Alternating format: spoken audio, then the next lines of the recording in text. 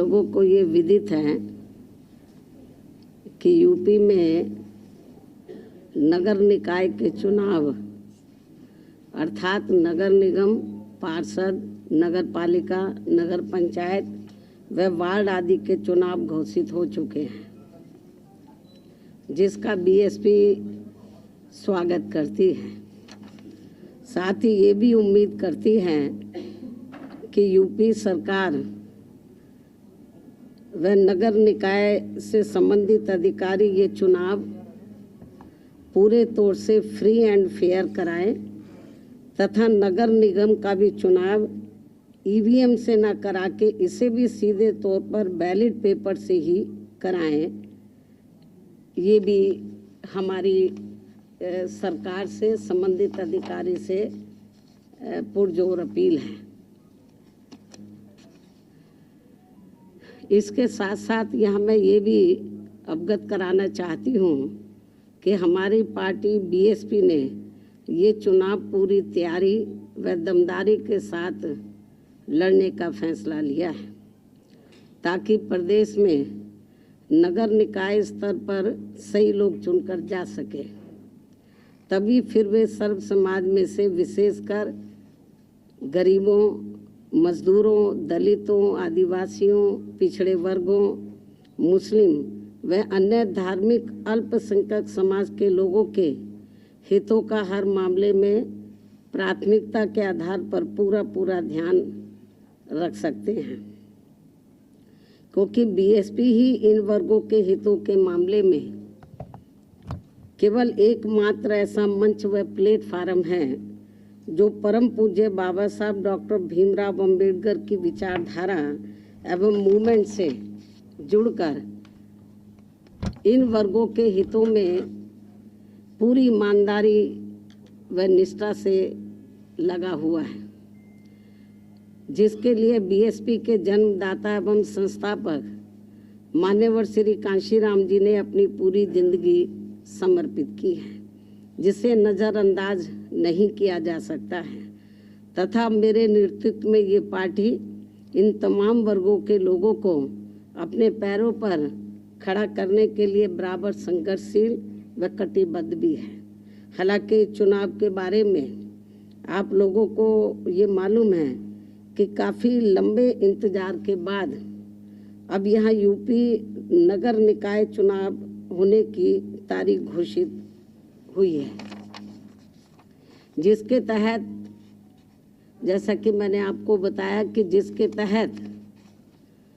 प्रदेश के सभी नगर निगम, पार्षद, नगर पालिका, नगर पंचायत व वार्ड आदि के चुनाव होने हैं, जिसमें लोग अपनी ज़रूरत व सुख सुविधा आदि के हिसाब से अपने क्षेत्र के विकास पर काफ़ी कुछ ध्यान दे सकते हैं, तथा जिसके लिए केंद्र व राज्य सरकार द्वारा संविधान में कानून के हिसाब से धन उपलब्ध कराए जाने का भी प्रावधान है। लेकिन यह खास ध्यान देने की बात ये भी है कि चुनाव में SC, ST, OBC व महिलाओं आदि के लिए जो आरक्षण की व्यवस्था की गई है, तो उससे इन वर्गों के लोग पूरे तौर से सहमत नहीं हैं, क्योंकि इस चुनाव में इन लोगों के लिए आरक्षण की जो भी सीटें आरक्षित की गई हैं, तो उसमें काफ़ी नियमों को ताक पर रख दिया गया है, जिससे जाहिर होता है कि यहाँ सत्ताधारी पार्टी बीजेपी इस चुनाव में हर स्तर पर अपना राजनीतिक स्वार्थ साधने में लगी है, ताकि इसका काफ़ी कुछ फ़ायदा इसके बाद देश में होने वाले लोकसभा आम चुनाव में इस पार्टी को यहाँ मिल सके। लेकिन यहाँ खास ध्यान देने की बात ये भी है कि यहाँ के गरीबों के लिए विभिन्न कल्याणकारी योजनाएं तथा बेरोजगारी के इस दौर में दैनिक मजदूरी करके अपना पेट पालने की योजनाओं के धन में भी कटौती व भुगतान में देरी आदि करके जो यहाँ स्थानीय रोजगारों की दुर्दशा बना दी गई है, वह भी किसी से छिपा नहीं है। इसलिए ऐसी स्थिति को बेहतर बनाने के लिए यहाँ निकाय स्तर पर जागरूक, योग्य व ईमानदार जनप्रतिनिधि चुनने की जरूरत है। जिसमें खासकर गरीबों, दलितों, पिछड़ों एवं अन्य उपेक्षित वर्गों तथा अक़लियतों आदि को भी अपनी अहम भूमिका निभानी होगी, जिनके कुल मिलाकर वोट यहाँ काफ़ी ज़्यादा बन जाते हैं और इनको इस चुनाव में भी विरोधी पार्टियों के सभी साम दाम दंड भेद आदि हथकंडों से सावधानी बरतते हुए व खासकर सत्ताधारी पार्टी बीजेपी के किसी भी दबाव व लालच आदि में न आकर अपना वोट करना है। इसके साथ ही यदि ये नगर निकाय के चुनाव सरकारी द्वेष, पक्षपात व अनुचित दखल अंदाजी आदि से मुक्त व पाक साफ होकर चुनाव की प्रक्रिया को सही से लागू करके कराए गए तो फिर इसका चुनाव का महत्व खासकर यूपी के नगर विकास व यहाँ के लोगों की उन्नति व स्थानीय स्तर पर रोटी रोजी में भी काफ़ी सहायक सिद्ध हो सकता है। लेकिन ऐसा यहाँ अब तक होता हुआ बहुत कम ही देखने को मिलता है। फिर भी इस लक्ष्य की प्राप्ति के लिए सावधानी व समझदारी का सामूहिक प्रयास जारी रखना बहुत जरूरी है। यही वक्त की मांग है तथा यहाँ लोकतांत्रिक व्यवस्था का तकाजा भी है। इसके अलावा ये भी सर्वविदित है कि विरोधी पार्टियों में भी विशेषकर भाजपा के लोग सपा राज की तरह ही इस चुनाव को किस प्रकार से चुनौतीपूर्ण लेकर अनेकों प्रकार के हथकंडे अपनाने तथा हर प्रकार के जोड़ तोड़ आदि करने में ही लगे हैं, जिसके तहत अब यहाँ इनकी संकीर्ण राजनीतिक स्वार्थ की खातिर पसमानदा मुस्लिम समाज का राग आपना भाजपा व आरएसएस एंड कंपनी का नया सिगुफा बनकर लोगों के सामने आ रहा है, जबकि मुस्लिम समाज वास्तव में पहले मुसलमान हैं तथा उनके प्रति भाजपा की सोच, नीति, नियत व उनका ट्रैक रिकॉर्ड कितना द्वेषपूर्ण व घातक है ये किसी से छिपा नहीं है। साथ ही भाजपा के मुस्लिम समाज के प्रति नेगेटिव सोच का ही परिणाम है कि इनकी सरकार में भी वे लोग लगभग उतने ही गरीब, पिछड़े, त्रस्त एवं जान माल व मजहब आदि के मामलों में भी अपने आप को वैसा ही असुरक्षित महसूस करते हैं जितने वे कांग्रेस पार्टी के राज में करते थे। इस प्रकार मुस्लिम समाज का दलितों एवं अति पिछड़ों की तरह ही पसमानदा व उपेक्षित बने रहना अति दुखद ही नहीं बल्कि अति दुर्भाग्यपूर्ण भी है।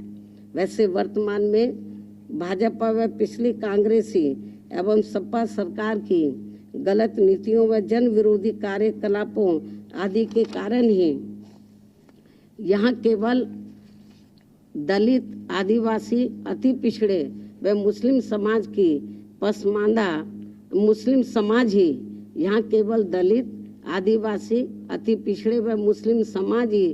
पसमानदा नहीं बना हुआ है बल्कि अब तो यहाँ गरीबी, बेरोजगारी के साथ साथ शिक्षा, स्वास्थ्य व सड़क आदि की भी बदहाल हुई स्थिति के कारण